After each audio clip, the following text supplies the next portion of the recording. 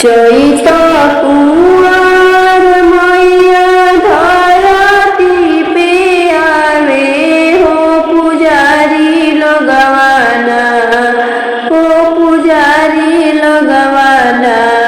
मैया के करे दर्शनवा, हो पुजारी लगवाना मैया के करे दर्शनवा, हो पुजारी लगवाना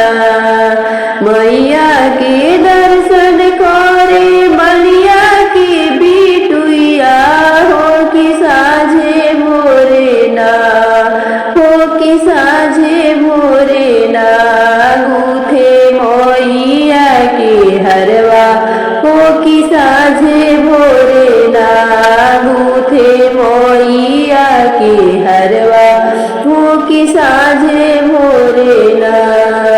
चैत कुआर मैया धरती पे आवे हो पुजारी लगवाना मैया के करे दर्शनवा, हो पुजारी लगवाना मैया के दर्शन करे कोहरा के बिटुइया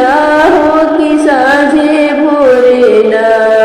हो कि साझे भोरे ना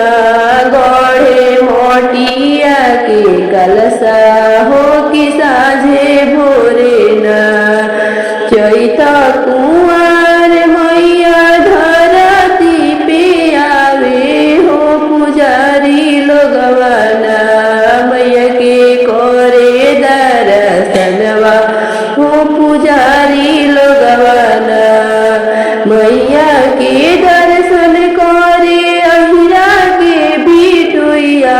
हो कि साझे भोरे ना देवे दूधावा के धार, हो कि साझे भोरे ना। चैत कुआर मैया धरती पे आवे हो कि साझे भोरे ना मैया के करे दर्शनवा, हो पुजारी लगवाना मैया के दर्शन करे पंडित के बिटुइया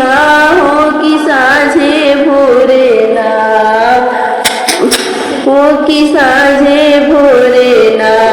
पोथिया